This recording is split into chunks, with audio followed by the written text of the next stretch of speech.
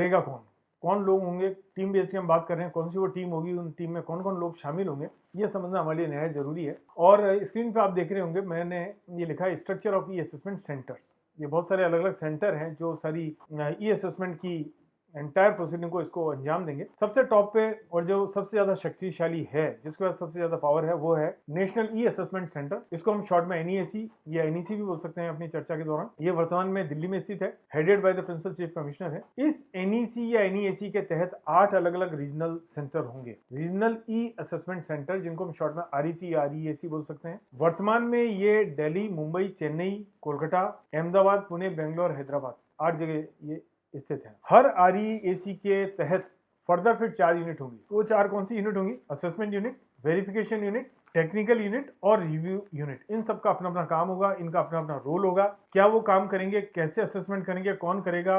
एक करेगा या चारों मिलकर करेंगी, ये हम आगे आने वाले स्लाइड से समझेंगे। अब देखिए अगली साइड पे आप देख रहे हैं role of e assessment agencies. वो चारों पांचों एजेंसीज,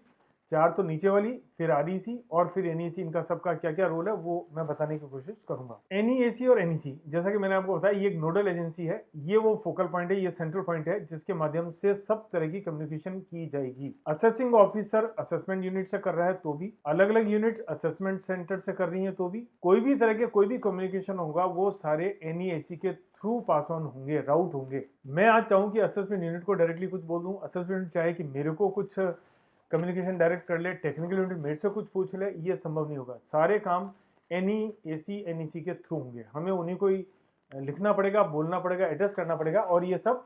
इलेक्ट्रॉनिकली मेल के जरिए होगा। तो एनईएसी का काम जो डिफाइन उन्होंने किया है वो किया है कि to facilitate the conduct of e assessment proceedings in a centralised manner and NEAC will be vested with the assessment proceeding. तो उनको एक सेंट्रलाइज्ड मैनर में करना पड़ेगा, और जो असेसमेंट ऑर्डर पास करेगा, ये मैं बात बता दूं अभी, ये आपको समझने की है, वो आपका ज्यूरिसडिक्शनल असेसिंग ऑफिसर, जो ट्रेडिशनल असेसिंग ऑफिसर है, वो ऑर्डर नहीं पास करने वाला। ये ऑर्डर पास करेगा एनईएसी। अल्टीमेट जो ठप्पा लगेगा, साइन होगा, वो एनईसी करेगा, और एनईसी ही वहीं से आपको ऑर्डर डायरेक्टली मिलेंगे। आपके लोकल बैठे हुए ऑफिसर का कोई रोल नहीं है उससे। आपको जैसे आप रोज रामा श्यामा कर रहे हैं, हाथ मिला रहे हैं,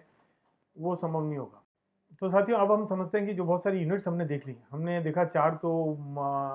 छोटी यूनिट्स, एनईसी हमने देखा, आरईएसी हमने देखा 8 जगह बनी हुई है। उसके बाद हमने देखा कि सब जगह 4-4 छोटी यूनिट्स बनी है। आफ्टर ऑल इनका रोल क्या है, क्या ये काम करेंगी, कैसे असेसमेंट करेंगी, वो हम समझने की कोशिश करते हैं। तो देखिए पीपीटी मेरी आपकी आप मेरी स्क्रीन पे, अपनी स्क्रीन पे आप पीपीटी देख रहे होंगे और सबसे ऊपर आप देखेंगे नेशनल ई असेसमेंट सेंटर, जिसको हम शॉर्ट में एनईसी और एनईसी बोलते हैं। तो ये एनईसी वो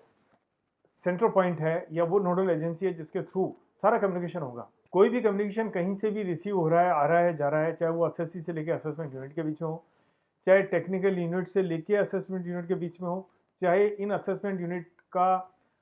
असेसी से कोई कॉन्टैक्ट होने वाला हो, कोई आदान प्रदान सूचनाओं का, वो क्वेश्चन आंसर देंगे, आपसे क्लैरिफिकेशन सीख करेंगे, आप उनका जवाब देंगे, ये सारा डायरेक्ट नहीं होगा अब से, और ये सीधा एनईएसी के थ्रू होगा। असेसिंग ऑफिसर को असेसमेंट यूनिट को क्वेश्चन पूछना तो एनईसी को देगा, और वो एनईसी के थ्रू असेसी पहुंचेगा, और इन टर्न असेसी भी उसी माध्यम से जवाब देगा। और एक सबसे बड़ी बात हमने इसमें लिखा हुआ है, सेंट्रलाइज मैनर में ये असेसमेंट एनईसी कंप्लीट करेगा। और बड़ी बात ये है कि NEC will be vested with the assess proceeding. ये बहुत समझने की जरूरत है कि जो असेसिंग ऑफिसर, आयकर अधिकारी महोदय, जिनकी शक्ल आप देखते हैं, जो आपके ज्यूरिसडिक्शनल टेरिटोरियल असेसिंग ऑफिसर हैं ट्रेडिशनल, वो अब कोई बहुत ज़्यादा कुछ नहीं कर पाएंगे। उनको तो केवल ऑर्डर आने के बाद उनका पावर कुछ शुरू होता है कुछ काम करने का। उससे पहले जो ठप्पा लग के असेसमेंट आपके पास आएगा, वो ये एनईसी से लग के सीधा आपके पास सर हो जाएगा कि ये आपकी आय है, इस पर ये पेनल्टी लगती है, ये ब्याज लगता है। आपके आयकर अधिकारी और असेसिंग ऑफिसर साहब इसमें अभी कुछ नहीं कर पाएंगे। ये बहुत बड़ी बात है समझने के लिए। जो रीजनल ई असेसमेंट सेंटर आरईएसी बनाए गए हैं एनईसी के तहत में, वो भी ई असेसमेंट प्रोसीडिंग की सारी कार्रवाई को संचालित करेंगे, कंडक्ट करेंगे, लेकिन वो कैडर कंट्रोलिंग रीजन में है, वो एडमिनिस्ट्रेटिव पॉइंट से ज़्यादा है, उनका बहुत ज़्यादा इसके अलावा मेरी समझ में कोई रोल नहीं है। अब आता है बहुत इंपॉर्टेंट, जो सबसे लोएस्ट इकाई हमारी यूनिट है, वो असेसमेंट यूनिट। ये वो असेसमेंट यूनिट है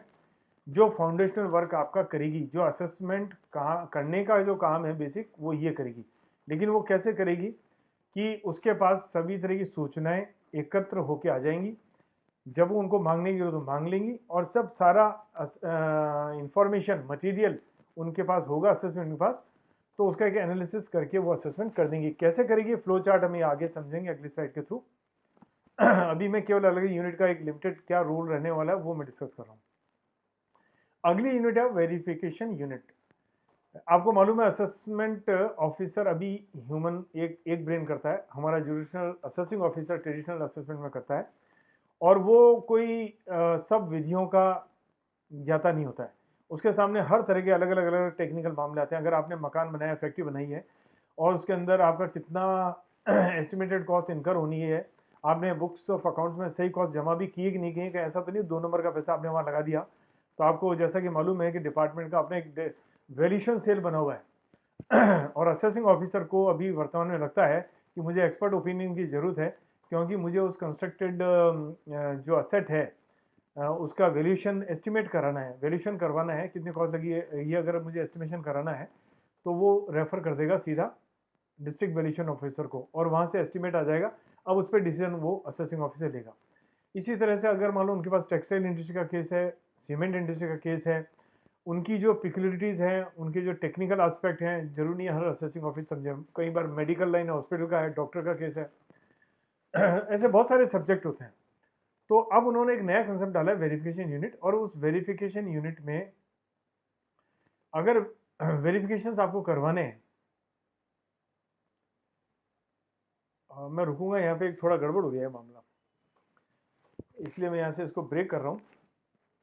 दोबारा बोलूँगा, देवांग के लिए बोल रहा हूँ, ये 10 में ही REAC के बाद जो मैंने असेसमेंट के बाद वेरिफिकेशन वाले गड़बड़ हो गया, यहाँ से मैं स्लाइड नहीं बोल रहा हूँ।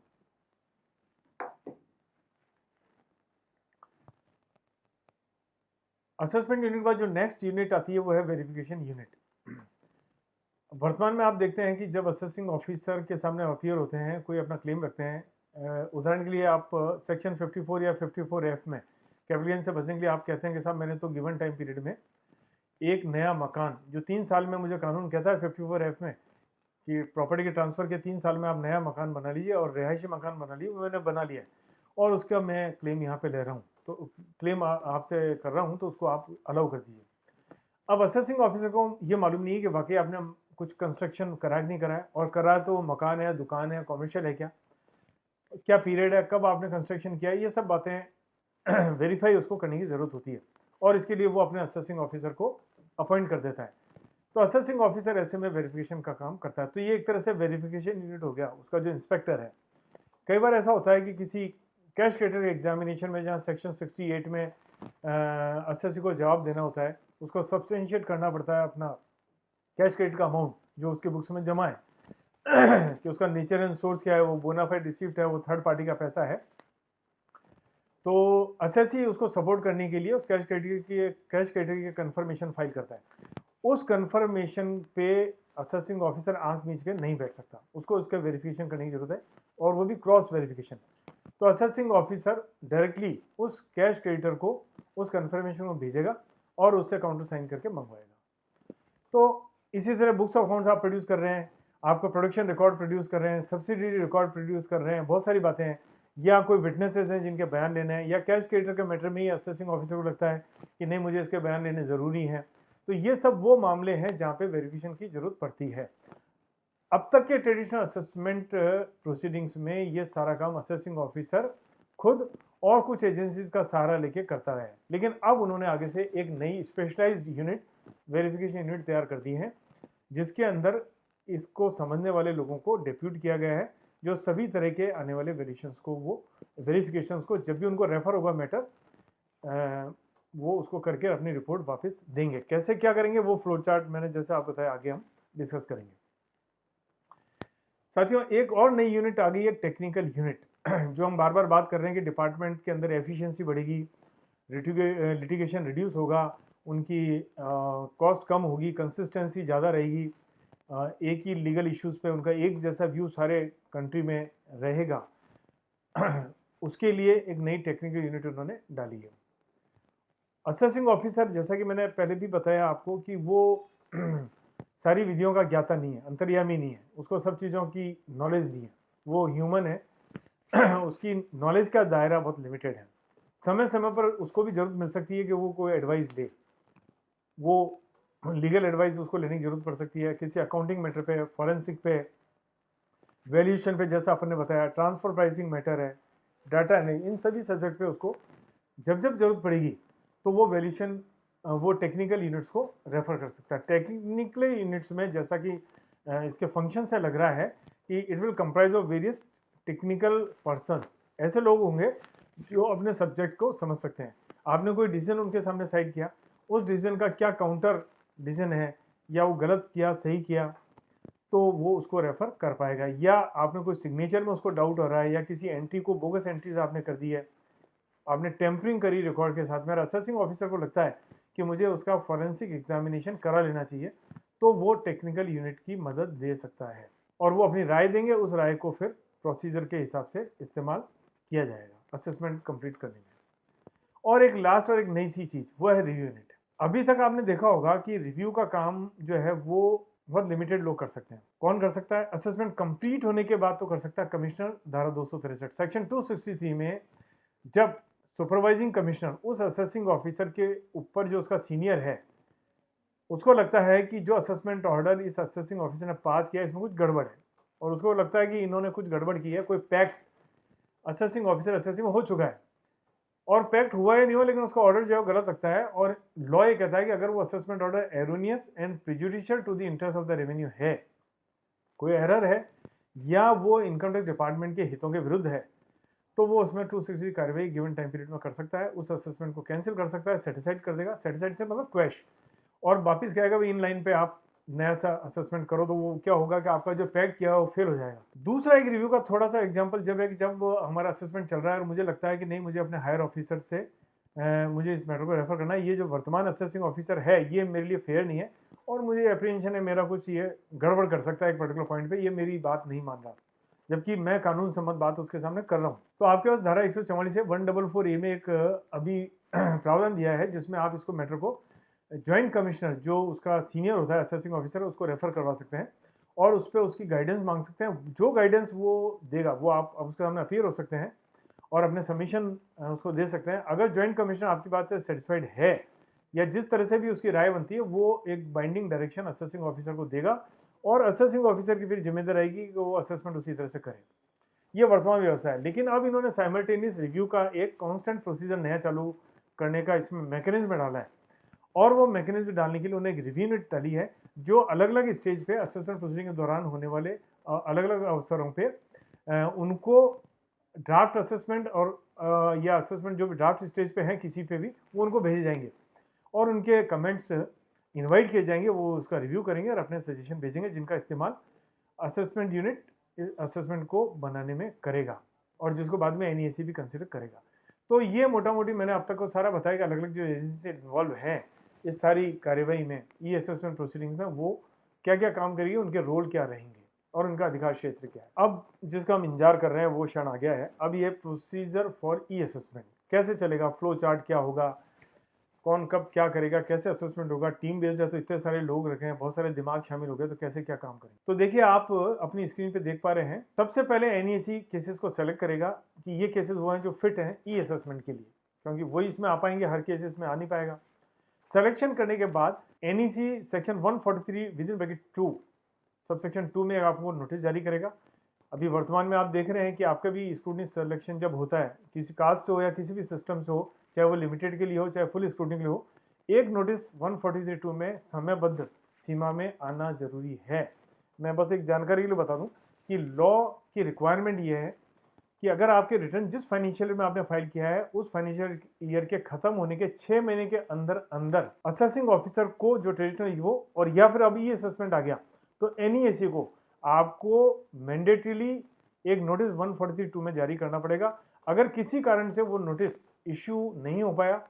या इश्यू हो गया लेकिन सर्विस नहीं हो पाया 6 महीने की समय सीमा में, तो वो जो असेसमेंट है वो अवैधानिक है, इलीगल है और ये इस पर बहुत बड़ा लिटिगेशन पहले रहा है। लेकिन जैसा मैंने आपको बताया कि उन्होंने इस पार्ट पे भी लिटिगेशन को कम करने के लिए अब सर्विस नाम की चीज को खत्म करके और उन्होंने ये कर दिया कि सर्विस फिजिकली हो रही है होती रहे, वो कोई बात नहीं है, लेकिन अब उन्होंने आपके गिवन ईमेल आईडी पे ही उसको वो भेज देंगे। और इसलिए ये किस तरह से आगे आपको सर्विस होंगी, कैसे आपके ईमेल पे आएंगे या किस तरह से इलेक्ट्रॉनिक रिसीव होंगे, वो आगे हम आने वाले उसमें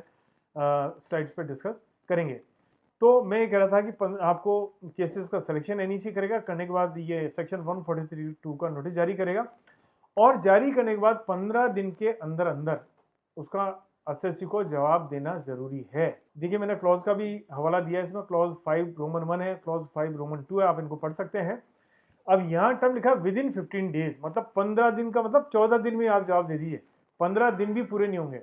अगर किसी को जानकारी है, हमारे प्रोफेशनल बदर जो वाकिफ हैं, पहले लॉ में लैंग्वेज पहले थी 30 दिन, 143(2) के नोटिस होते थे, 148 के नोटिस होते थे, उनमें होता था विद इन 30 डेज। तो जहाँ पे कई बार क्या हो गया कि बाद में लैंग्वेज, वो पहले तो कानून में ही लैंग्वेज थी, 143 में तो कभी किसी तरह की समय सीमा न तो पहले दी गई,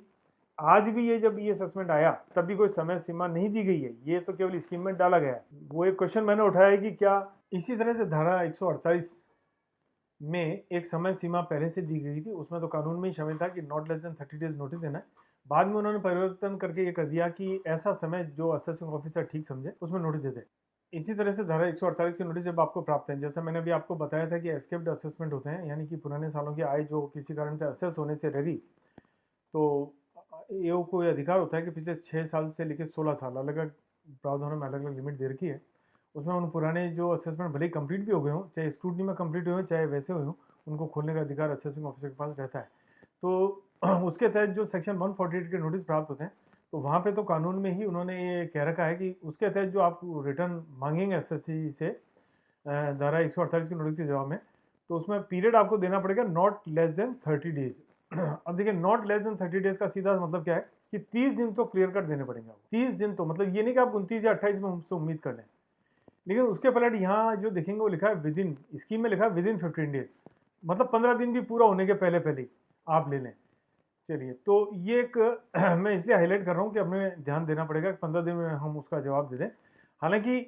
ये नहीं कि 15 दिन के बाद आप जवाब ही नहीं दे पाएंगे। इस स्कीम में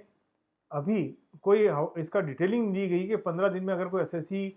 जवाब नहीं दे पा रहा तो उसको समय दिया जाएगा कि नहीं दिया जाएगा। लेकिन मेरा ऐसा मानना है कि अगर मौका अराइज हुआ, ऐसा मौका कानून उठा तो और चैलेंज हुआ, तो कोर्ट ये पढ़ेंगी कि ये 15 दिन के बाद समय नहीं बढ़ाना, ये आपके प्रिंसिपल ऑफ नेचुरल जस्टिस का ग्रॉस वायलेशन है, नैसर्गिक न्याय के जो सिद्धांत हैं उसके विरुद्ध है। भले ही कानून में, भले ही स्कीम में इसका कोई प्रावधान नहीं हो, तो भी असेसिंग ऑफिसर या डिपार्टमेंट एनईएसी के लिए यह जरूरी है कि वो मांगा गया समय दे। ऐसी स्थिति में जहाँ पे कंफ्यूजन है कि समय देंगे नहीं देंगे, मैं अभी से आपको एक टिप देता हूँ कि 15 दिन पूरे होने के पहले पहले जब आपको लगे किसी भी कारणवश कि जो क्वेरी मेरे पास आई है, जो 143(2) का नोटिस आया है, उसमें जो 4 इश्यूज आए हैं उनमें से मैं 2 का तो जवाब दे पा रहा हूँ, 2 का नहीं दे पा रहा, तो हमें 2 का जवाब तो तुरंत दे देना चाहिए। लेकिन बचे हुए 2 के लिए हमें यह भी आग्रह या रिक्वेस्ट या प्रेयर कर देनी चाहिए कि ये कारण है, ये हमें वहाँ से डिटेल किसी थर्ड पार्टी से आने वाली है, जो भी उसका कारण है जिसके कारण डिले हो रही है और आप जवाब नहीं दे पा रहे हैं, तो वो भी आप उसमें लिख दें। ऐसा भी हो सकता है कि आप चारों पॉइंट पे जवाब नहीं दे पा रहे, आपका अकाउंटेंट बीमार है, आपकी खुद की तबीयत ठीक नहीं है, जो भी हो, तो वो भी आप लिख दें। लेकिन कभी इस तरह के कारण अगर इस्तेमाल करें आप, जहाँ पे आप कहते हैं कि मेडिकल रीजन से हम नहीं दे पा रहे या कोई और कारण दे रहे हैं, तो मेरी राय आपको ये है कि अपने एडजॉर्नमेंट एप्लीकेशन, इसको बोलते हैं, जो समय सीमा बढ़ाने की बात बोलते हैं, इसको हमारी टर्मिनोलॉजी में एडजॉर्नमेंट एप्लीकेशन बोलते हैं, समय फर्दर लेने की रिक्वेस्ट, तो उसके साथ साथ वो सबूत भी आप लगाएं तो स्कैन करके लगाया जा सकता है। क्योंकि मैं आपको बता दूं, अभी वर्तमान में सिविल प्रोसीजर कोड में सीपीसी में व्यवस्था कर रखी है कि जब कोई केस आपका चल रहा है तो 3 से ज़्यादा तारीखें आप नहीं ले पा रहे। कुछ इसी तरह का जीएसटी एक्ट में भी उन्होंने कानून में ही परिवर्तन कर दिया है। इनकम टैक्स एक्ट में अभी तक का ऐसा प्रावधान नहीं है, लेकिन जैसे जो लोग इनकम टैक्स अपीलेट ट्रिब्यूनल में भी अपीयर हो रहे हैं, तो वहाँ भी वो कोशिश करते हैं कि एक समय सीमा कि बहुत ज़्यादा तारीखें नहीं दें। तो इसलिए आने वाले टाइम में आपको अपने आप को तैयार करना पड़ेगा और बार बार तारीखें लेने के बहाने हमें नहीं बनाने पड़ेंगे। और अगर हमें किसी जेन्युइन कारण से लेना भी पड़े तो हमें अपना एडजॉर्नमेंट लगा देना चाहिए with supported with the evidence, नहीं तो वो रिजेक्ट करके आपका एक तरफा फैसला कर सकता है। इसके बाद ये एक बात और है कि जब आपने 142 का नोटिस, आपका केस सिलेक्शन हो गया, एनईएसी ने आपको 143(2) का नोटिस दे दिया, आपने उसका जवाब दे दिया, जवाब जब आ जाएगा तो उसके बाद में एनईएसी का रोल शुरू होगा। और वो जो 8 अलग अलग आरईसी हमने देखे थे 8 शहरों में, उनमें से किसी एक असेसमेंट, किसी भी REAC की एक असेसमेंट यूनिट, अभी 8 के हिसाब से हर एक में 4-4 यूनिट हैं, तो समझिए 32 यूनिट होगी, लेकिन असेसमेंट यूनिट केवल 8 ही हैं, 8 के अंतर्गत अंडर में एक एक असेसमेंट यूनिट। तो NEC किसी भी 8 में से एक असेसमेंट यूनिट का सिलेक्शन करेगा, लेकिन वो सिलेक्शन भी कोई मैनुअल नहीं होगा, वो ऑटोमेटेड एलोकेशन सिस्टम, जिसको हम शॉर्ट में AS बोल सकते हैं, उसके माध्यम से किया जा सकता है, ताकि पूरी पारदर्शिता, ट्रांसपेरेंसी रहेगी, ह्यूमन एलिमेंट कंप्लीटली बाहर रहेगा। ये देखिए ये मैंने ग्राफ के जरिए आपके सामने नजर आ रहा है, नोटिस आया, नोटिस का जवाब दे दिया, जब जवाब आ गया तो NEC ने उसके इसको असाइन कर दिया एक पर्टिकुलर यूनिट को। अब रोल शुरू होता है असेसमेंट यूनिट का, वो असेसमेंट यूनिट जिसको असाइन किया गया है और जिसके बाद NEC ने अब तक के जो क्वेरी रेज की, नोटिस रेज किए, जो जवाब है, वो सारा मटेरियल उन्होंने उसको ट्रांसफर कर दिया। जब असेसमेंट यूनिट के पास आएगा तो असेसमेंट यूनिट को ऐसा लग सकता है कि मुझे फर्दर और इन्फॉर्मेशन चाहिए, डॉक्यूमेंट चाहिए, सपोर्टिंग एविडेंस चाहिए, या जैसा कि पहले भी मैंने वो बताया है कि उसको लगता है कि मुझे कोई इंक्वायरी कंडक्ट करानी है, मुझे विटनेस के बयान लेने हैं, वेरिएशन ऑफिसर से राय लेनी है और सो ऑन। तो वेरिफिकेशन के लिए यूनिट को भेजने का उसको लगता है कि मैं उसके थ्रू कराऊँ, या जैसा कि मैंने आपको बताया टेक्निकल असिस्टेंस चाहिए, लीगल, फॉरेंसिक, अकाउंटिंग, किसी मैटर में, किसी भी सूरत में, एक या एक से ज़्यादा की सूरत में जब भी उसको ऐसी ज़रूरत पड़ेगी, तो ऐसा नहीं है कि वो असेसमेंट यूनिट डायरेक्टली कहेगी SSC को कि ला भाई ये डिटेल मुझे दे दे तू, या मैं 4 बातों में तेरे से पूछ रहा था तो मुझे बता दे और मेरा ये नाम पता है, क्योंकि इसी को तो रोकने के लिए सारा कवायद की गई है। तो अगर उसको और इन्फॉर्मेशन लेनी है तो वो रिक्वेस्ट करेगा NEC को। देखिए आप स्क्रीन पे देख रहे हैं, असेसमेंट यूनिट डायरेक्टली रिक्वेस्ट करी NEC को। NEC क्या करेगा कि जब वो ऐसा रिक्वायरमेंट, रिक्विजिशन आई असेसमेंट को, तो उसको फॉरवर्ड कर देगा असेसी को कि भाई ये इन्फॉर्मेशन एविडेंस हमारी असेसमेंट ने मांगे, आप उसका जवाब दीजिए। असेसी इंटर्न उसका जवाब देगा, जो जवाब भी डायरेक्टली नहीं देगा, उसको मालूम ही नहीं कौन सा असेसिंग ऑफिसर पे। मेरे पास अभी रेडीली वो 142 का नोटिस है नहीं, बाकी मैं आपको बता दूंगा, अगर उस पर जब आप देखेंगे तो उसके नीचे किसी भी आयकर अधिकारी का नाम, असेसमेंट यूनिट का नाम, जगह का नाम, किसी भी चीज़ का कुछ नाम नहीं है, केवल और केवल NEC का नाम मिलेगा। आप बैठे हैं जयपुर में, आपका AO बैठा है, हो सकता है हैदराबाद में, कहीं भी हो सकता है, वेरिफिकेशन कराना है वो हो सकता है आपका कोलकाता में बैठा हो, टेक्निकल वाला हो सकता है वो और कहीं बैठा हो। अभी जो स्कीम को देखने से समझ में आ रहा है, तो स्कैटर्ड अलग अलग एरिया में, ताकि complete lack of communication, contact हो, कहीं किसी तरह का कोई कॉन्टैक्ट आपस में कोई भी आदमी किसी से नहीं कर पाए। एक इशू जरूर अराइज होगा, जो मैंने भी बाद में डाला भी है हमारे वेबिनार में भी, कि जब आप सबमिशन देंगे और देंगे, स्कैन कॉपी डालेंगे, तो उसमें आपका पूरा लेटरेड रहेगा, और ऑफकोर्स लेटरेड में आपकी सारी डिटेलिंग रहेगी, नाम, पता, ईमेल आईडी सब कुछ रहेगा। तो हो सकता है ऐसा चांस हो कि सामने वाले अधिकारी आपसे संपर्क कर लें। अब ये कई तरह की प्रॉब्लम हम जब इम्प्लीमेंट करते हैं तो समस्या आएगी, और इश्यूज़ में हम ये डिस्कस करेंगे आगे। चलिए फिलहाल के लिए तो मैंने बताया पहला, इसी तरह से मैंने बताया जब वेरिफिकेशन यूनिट होगी और होगी तो वो अपना काम, अपनी रिपोर्ट बनाएंगी और वो भेजेंगी NEC को। NEC पहले उनको भेजेगा, टेक्निकल यूनिट्स को, वेरिफिकेशन यूनिट को, और ये सब सिलेक्शन मैं फिर रिपीट कर दूं AS के थ्रू, ऑटोमेटेड एलोकेशन सिस्टम के थ्रू होगा, किसी की मनमर्जी नहीं चलेगी। उस सिस्टम से जिस यूनिट का नाम आएगा उनको सेलेक्ट करके आगे फॉरवर्ड कर दिया जाएगा। चलिए अब जब इनके रेस्पॉन्सेज आ गए, वो सब जब आपने रिस्पॉन्स वापिस इंटर्न आ गए, SSC से आ गया कि भाई मुझे ये जवाब देना है, टेक्निकल यूनिट से उसकी राय आ गई, वेरिफिकेशन यूनिट से उसकी इंक्वायरी रिपोर्ट आ गई, वो सब NEC के पास आ गई। NEC लेकर के उन सबको मिला के सबको असेसमेंट यूनिट को ट्रांसफर करेगा, क्योंकि ये असेसमेंट यूनिट वो है जो असेसमेंट का अल्टीमेट काम इसके पास है, ड्राफ्ट असेसमेंट बनाने तक का। तो असेसमेंट यूनिट के लिए ये सारा मटेरियल होगा, जो हम कहते हैं कि he will prepare a draft assessment order based in accordance with the material available. इसकी बोलती है द वर्ड मटेरियल, ये हमारे यहाँ सेक्शन 143 से 142 खास करके वो मटेरियल वर्ड यूज होता है। मैं आपको एक जानकारी बता दूं, मटेरियल वर्ड एविडेंस से जुदा होता है, डिफरेंट होता है। कहने का मतलब ये है कि कोर्ट ऑफ लॉ में तो केवल और केवल एडमिसिबल एविडेंस ही काम में आते हैं, लेकिन इनकम टैक्स एक्ट में बहुत वास्ट है उसका स्कोप। कोई एविडेंस जो कोर्ट में एडमिसिबल नहीं हो सकता हो, लेकिन असेसिंग ऑफिस के सामने हम उस कागज को दे सकते हैं, वहां पे एविडेंस वाली टेक्निकलिटीज लागू नहीं होती है। मटेरियल गैदर करना है, वो मटेरियल कई तरह से हो सकता है, आपके बारे में इंक्वायरी करें, अखबार बारे में क्या छप रहा है और रिपोर्ट्स आपकी क्या आ रही है, कई तरह की बहुत अलग अलग मटेरियल को लेकर के असेसमेंट कर सकता है। चलिए तो ये जब सारा इकट्ठा हो गया असेसमेंट यूनिट के पास जाएगा। अब असेसमेंट यूनिट क्या करेगी? असेसमेंट यूनिट के पास दो चॉइस है, पहला तो वो ड्राफ्ट असेसमेंट ऑर्डर बना देगी राइटिंग में। अब ड्राफ्ट असेसमेंट ऑर्डर में भी क्या करेगी, चॉइस तो केवल एक ही है, ड्राफ्ट असेसमेंट ऑर्डर, लेकिन उसमें या तो वो जो रिटर्न इनकम को एक्सेप्ट कर ले, कहता है मैं बिल्कुल सेटिस्फाइड हूँ सब मैटर के आधार पे, मुझे लग रहा है कि कोई वेरिएशन की जरूरत नहीं है, या उसको लगता है कि नहीं कोई वेरिएशन चाहिए, इसमें मुझे कुछ एडिशन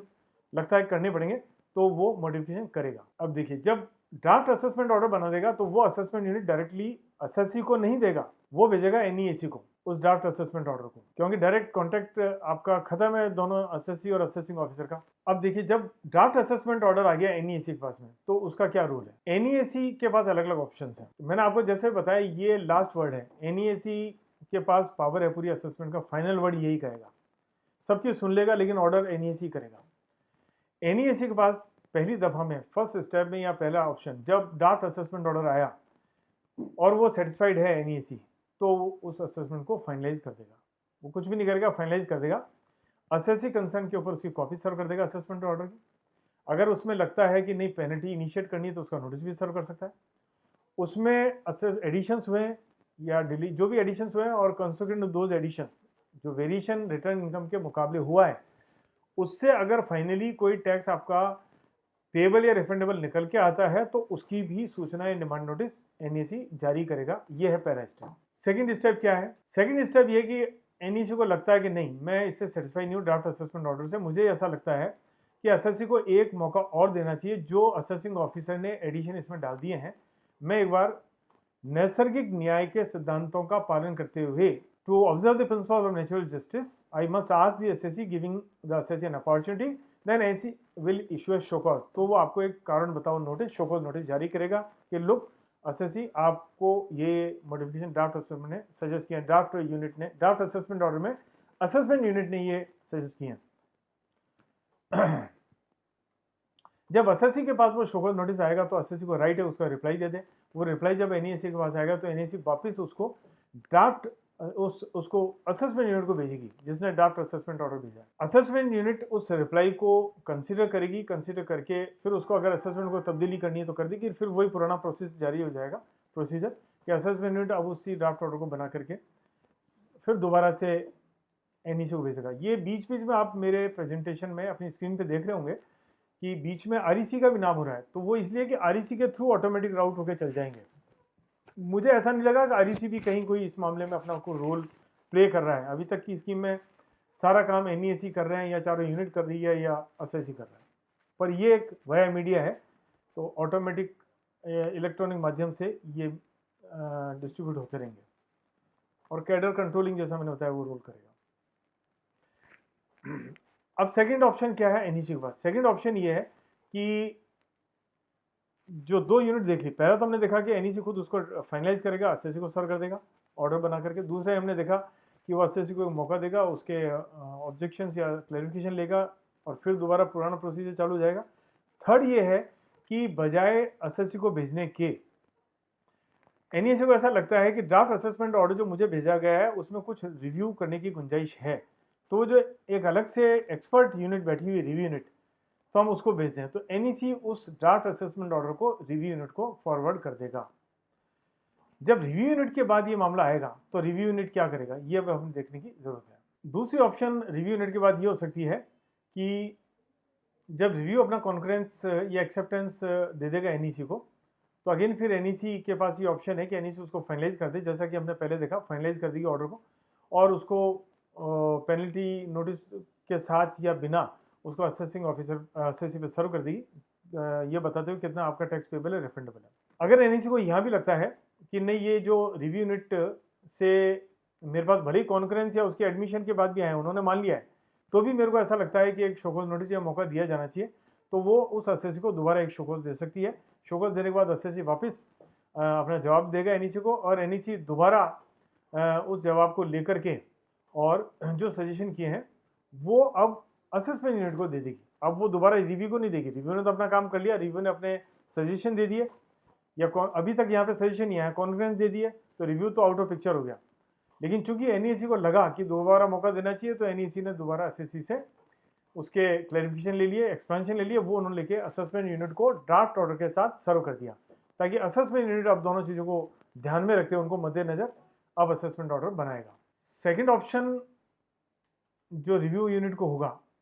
वो ये हो सकता है कि वो बजाय अपना एक्सेप्टेंस या कॉन्फिडेंस देने के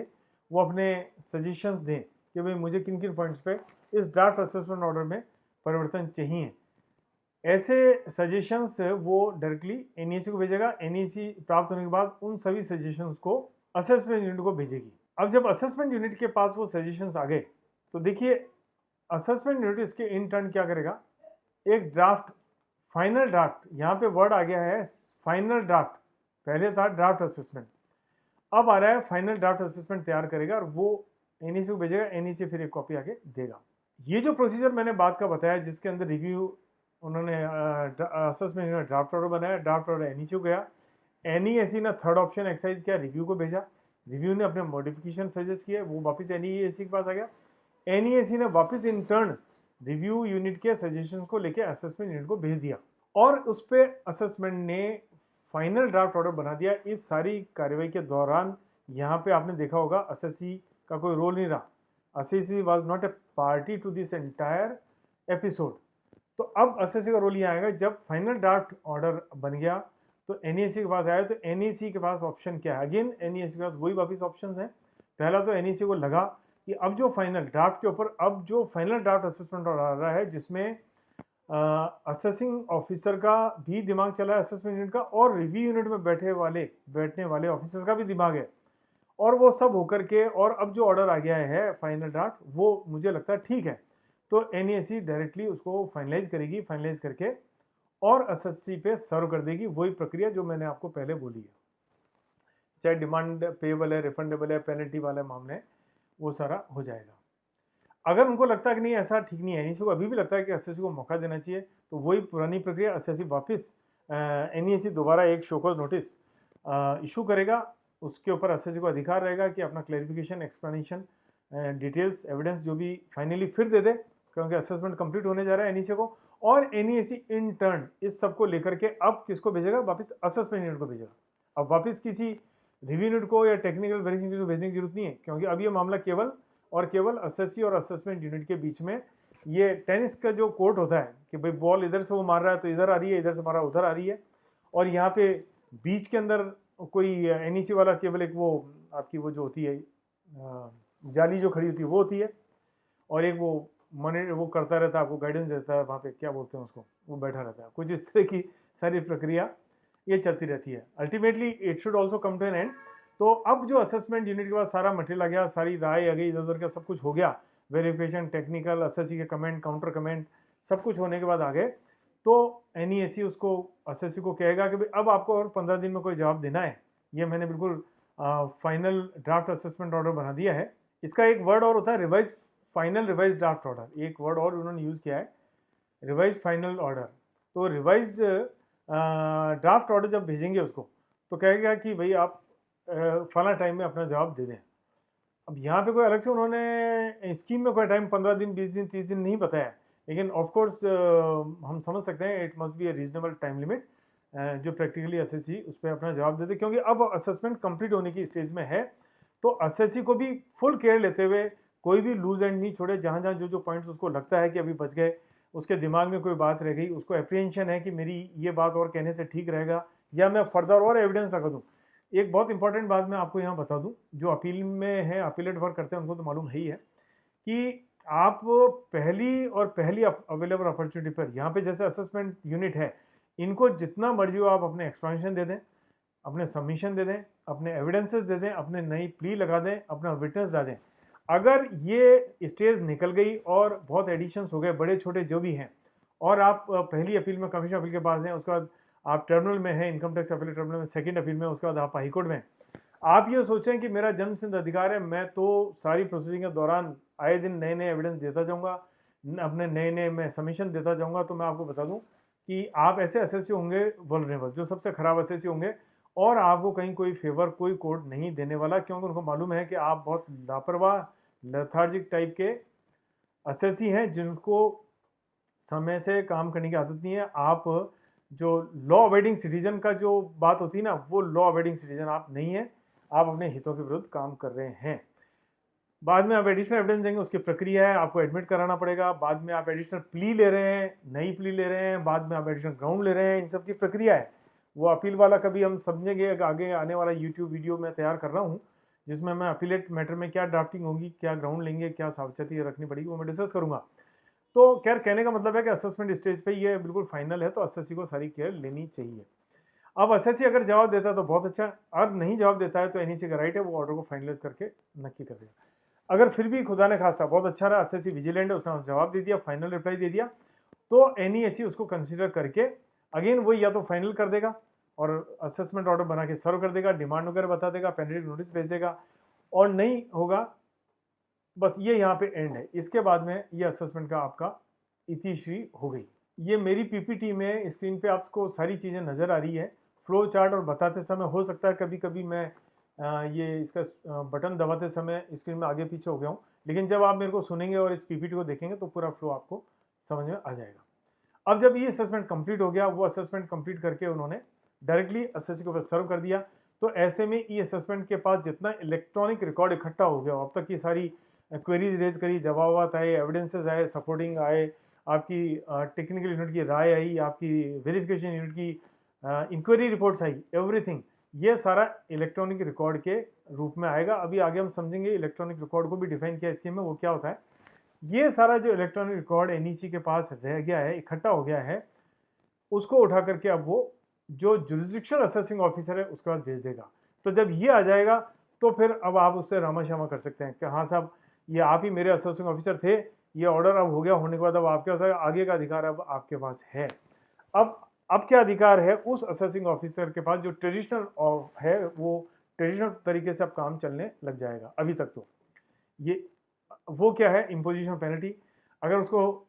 एनईएसी से ऑर्डर आया और ऑर्डर के अंदर ऑर्डर में कुछ मामलों पे लगता है कि ये अंडर रिपोर्टिंग मिस रिपोर्टिंग की पेनल्टी लगानी है, या आपने 269 एसएस का वायलेशन कर लिया, एसएस या टी का, कैश से ज़्यादा सर्टेन अमाउंट लिमिट से ज़्यादा आपने कैश लोन ले लिए दे दिए, या और भी कहीं भी आपके वायलेशंस हैं, तो वो पेनल्टी इम्पोज अब फिलहाल में तो ट्रेडिशनल तरीके से ये प्रेजेंट असेसिंग ऑफिसर करेगा। ई पेनल्टी की बात हम थोड़ा आगे करेंगे। ऐसे अगर डिमांड रिकवरी होगी तो एनईसी कुछ नहीं करेगा, वो उसके बाद फिर सारा असेसिंग ऑफिसर खुद, या फिर डिमांड ट्रांसफर टीआरओ को होगी, टैक्स रिकवरी ऑफिसर को, तो वो कलेक्शन एंड रिकवरी का डिमांड जो रेगुलर मशीनरी है असेसिंग ऑफिसर और with and without the help of the tax recovery officer चलता रहेगा। अगर असेसमेंट ऑर्डर हो गया, खुद असेसिंग ऑफिसर लगता है इसमें कोई मिस्टेक होगी अप्रेंट, या असेसी को लगता है अप्रेंट मिस्टेक होगी जो सेक्शन 154 के दायरे में आती है, तो वो रेक्टिफिकेशन करवा सकता है। जो अप्रेंट मिस्टेक होती है, देखते ही लगता है गलती है, तो उन गलतियों का रेक्टिफिकेशन भी हमारा रेगुलर असेसिंग ऑफिसर कर पाएगा। उसके बाद असेसमेंट हो गया, आप अपील में चले गए, अपीलेट अथॉरिटी ने कहा कि मैं आपका ये एडिशन हटाता हूँ। कई बार कमिश्नर अपील आपका एनहांसमेंट कर सकता है, ये रिलीफ दे सकता है, उनको इफेक्ट देने का काम भी हमारा प्रेजेंट असेसिंग ऑफिसर ही करेगा। सारे अपीलेट ऑर्डर्स किसी भी लेवल के हों, high court, supreme court, ITAT और सीआईटी, उसके पास आएंगे। चलिए, ये अब तक हमने सब समझ लिया कि ई असेसमेंट कैसे होगा, कौन करेगा, क्या उसका प्रोसीजर है, किन एजेंसीज का क्या रोल है, कौन सी इन्वॉल्व है, कैसा फ्लो चार्ट होगा, और असेसमेंट कंप्लीट होने के बाद फिर असेसिंग ऑफिसर जो हमारा जुरिस्डिक्शनल ट्रेडिशनल ऑफिसर क्या काम करेगा, वो सब आ गया। लेकिन अब एक बहुत इंपॉर्टेंट बात समझने की है कि बहुत बड़ी ब्लाइंड पावर एनईएसी पे इस सारे प्रोसेस में इन्होंने स्कीम में कॉन्फर की है, और वो क्या कॉन्फर की है वो आप क्लॉजेस 5 रोमन XX 20 एंड 21 को आप देख लें। एनईएसी को इस थ्रू आउट ई असेसमेंट प्रोसीडिंग के दौरान किसी भी स्टेज पे अगर ऐसा लगता है कि किसी कारण से ये मैटर जो असेसमेंट है, जो ई प्रोसीडिंग चल रही है, ई असेसमेंट प्रोसीडिंग चल रही है, उसको ई प्रोसीडिंग कंफ्यूज नहीं करें, ई असेसमेंट जो चल रहा है इसको मैं वहाँ भेजना चाहता हूँ, आपका ट्रेडिशनल जुडिशल असेसिंग ऑफिसर को भेज सकता है जिस स्टेज से वो, और उसी स्टेज से फिर आपका वो असेसमेंट उसी पुरातन जो आपका ट्रेडिशनल असेसमेंट में चालू हो जाएगा। तो ये देखिए बड़ी वाइड पावर कॉन्फर करी है इसमें। अभी तक के प्रेजेंट स्कीम में कोई गाइडलाइन नहीं दी गई है कि ऐसी वो कौन सी परिस्थितियाँ होंगी जिसके कारण एनईएसी को ऐसा लगेगा कि इस केस को हम ई असेसमेंट से रेगुलर असेसमेंट प्रोसीडिंग में ट्रांसफ़र कर दें, और इसलिए इस पावर का बहुत मिसयूज़ या अब्यूज़ होने का पूरा चांस है। मेरा इंटरेस्ट है और डिपार्टमेंट का इंटरेस्ट है, और किसी तरह से हमारा पैक्ट, किसी भी तरह से अनफॉर्चुनेटली वो पैक्ट पॉसिबल हो जाता है, तो I will get the assessment transferred from the re e assessment to the regular traditional assessment proceedings. उम्मीद है कि इसमें कोई ना कोई गाइडलाइन आगे आएगी। इश्यूज हमने रेज भी किया हमारे वेबिनार्स में, कॉन्फ्रेंस में। अब देखिए, एक पेनल्टी की एक और नई बात बताऊँ मैं। जो पेनल्टी हमने अभी बात करी वो तो एक अलग तरह की पेनल्टी, वो पेनल्टी तो तब होंगी जो हमारा ट्रेडिशनल ऑफिसर लगाएगा असेसमेंट कंप्लीट होने के बाद, जो अभी मैंने आपसे बात करी थोड़ी देर पहले। लेकिन इस सारी ई असेसमेंट की प्रक्रिया के दौरान भी अगर किसी भी यूनिट को ऐसा लगता है कि हमारे द्वारा जारी किए गए किसी भी नोटिस, डायरेक्शन या ऑर्डर की अनुपालना नहीं हुई है या assessee has acted in non compliance और वायलेशन, तो वो रिकमेंड कर सकता है एनईसी को कि पेनल्टी प्रोसीडिंग उस असेसी के खिलाफ में जो इनकम टैक्स एक्ट का चैप्टर 21 है, XX1, इसको 21 चैप्टर बोलते हैं हम। मतलब संयोग से यहाँ भी नहीं, छोड़िए, वो क्लॉज 5 एक अलग चीज़ है, क्लॉज 5 के 20 एक अलग चीज़ है। लेकिन हमारे यहाँ इनकम टैक्स एक्ट में आप देखेंगे रोमन 21 एक चैप्टर है जिसमें दुनिया भर की जो पेनल्टीज लगाई जाती है वो सारी पेनल्टीज वहीं पर हैं। तो किसी भी यूनिट को ऐसा लगा कि एक वायलेशन हुआ है, उस असेसी ने किया है, तो वो रिकमेंड कर देगा एनईसी को कि फला प्रोविजन में 21 में फॉल करने वाले को आप एक इशू कर दें नोटिस। लेकिन मुझे ऐसा लगता है कि ऐसा नहीं है, ये असेसमेंट के दौरान सब तरह की पेनल्टीज इनिशिएट हो जाएंगी, क्योंकि ये केवल है कोई भी नोटिस, डायरेक्शन, ऑर्डर जो कि स्कीम के तहत जारी किया गया है उसमें कोई वायलेशन हुआ हो, तो वो ही हो सकते हैं कि नोटिस जहाँ पे आपने कोई क्वेरी लेटर दिया, कोई सम्मन दिया, क्लैरिफिकेशन मांगा, उसका आपने जवाब नहीं दिया समय से, आप उसको अवॉइड कर रहे हैं, वायलेशन कर रहे हैं और कुछ इस तरह की चीज़ें हैं, तो वो इसमें कंटेम्पलेटेड हैं। जो दूसरी आपकी रेगुलर पेनल्टीज़ हैं, टू SST की या कोई और की, वो मुझे नहीं लगता यहाँ है, क्योंकि वो तो पावर फिर जो रेगुलर असेसिंग ऑफिसर को है। स्कीम के तहत तो केवल ये पेनल्टी ही इनिशिएट की जा सकती है और फिर एनईसी इंटर्न असेसी को मौका देगा, शो को इन्वाइट करेगा, असेसी को अधिकार होगा उसका जवाब देने का, और जब वो जवाब आ जाएगा तो एनईसी उसको कंसिडर करके और पेनल्टी डायरेक्टली लगा देगा और उसके ऑर्डर की कॉपी को डायरेक्टली सर्व कर देगा। सारे प्रोसेस के दौरान में अभी तक हमने कोई फेस टू फेस बात नहीं करी है। अब तक जो हो रहा है वो सब ऑनलाइन हो रहा है, ऑनलाइन सारे क्वेरी आ रहे हैं, जवाब जा रहे हैं, इंक्वायरी हो रही है, सब कुछ हो रहा है। वीडियो कॉन्फ्रेंसिंग स्ट्रिक्टली प्रोहिबिटेड है, लेकिन एक मौका उसमें दिया है क्लॉज 11 में। क्लॉज 11 में अगर असेसी चाहता है कि मुझे वीडियो कॉन्फ्रेंसिंग दी जाए तो उसको डिमांड कर सकता है वीडियो कॉन्फ्रेंसिंग दी जाए। क्योंकि मैं एक बात बता दूं आपको, इस योजना के बारे में जब जब चर्चा हुई, जब जब ये योजना को, स्कीम को लाने का प्रयास किया गया और आज जब ये लिखे भी आ गए, तो एक बहुत बड़ा जो सवाल आ रहा है, $1 मिलियन क्वेश्चन जो आ रहा है कि क्या ये योजना, वेदर इट विल मीट दी से the requirement of the principle of the natural justice, जो नैसर्गिक न्याय के सिद्धांत है, क्या उसकी अनुपालना स्कीम कर पाएगी कि नहीं कर पाएगी। क्योंकि एक बात हमें समझना बहुत ज़रूरी है कि हम टेक्निकलिटीज़ में सारे असेसमेंट भले ही कर दें, लेकिन जो फेस टू फेस असेसमेंट होता है जिसमें हम अपनी बात पूरी तरह समझा सकते हैं, वो अपॉर्चुनिटी हमारे को बिल्कुल नहीं मिलेगी। एक कहावत होती है और ये एक्सपीरियंस भी है कि words can not cover everything. मतलब अगर आपने आपको एक्सप्रेस करना है, if you have to express, तो words have got their own limitation, उनकी अपनी समय सीमा उनकी एक सीमा होती है, उस सीमा के बाद तो आपको बोल के ही समझाना पड़ेगा। और एक बहुत बड़ी बात यह है कि अगर जब आप सबमिशन दे रहे हैं तो एक तरह से आप समझा रहे हैं, कोई आप कागज़ का टुकड़ा लिख करके दे नहीं रहे हैं, ये एक इफेक्टिव कम्युनिकेशन हो रहा है। इफेक्टिव कम्युनिकेशन का मतलब ये है कि जो आप जिस मैनर में, जिस तरीके से, जिस कॉन्टेक्स्ट में, परिप्रेक्ष्य में आप समझ रहे हैं और आप असेसिंग ऑफिसर को समझाना चाह रहे हैं, उसी तरीके से, उसी कॉन्टेक्स्ट में, उसी परिप्रेक्ष्य में वो असेसिंग ऑफिसर अगर आपकी बात को समझ गया तो वो इफेक्टिव कम्युनिकेशन माना जाएगा। नहीं तो वो जो कागज दिया हुआ है आपका, वो एक रद्दी कागज का टुकड़ा है। उस सबमिशन को और जो एक्सप्लेनेशन को हम ऑनलाइन फाइल कर रहे हैं, हम अपनी पूरी कोशिश भी करेंगे पूरा डिटेल बनाएंगे, उसके बावजूद भी ऐसी गुंजाइश रहेगी जिसमें वो बात समझ में नहीं आए, तो ये वो मौके हैं जब हम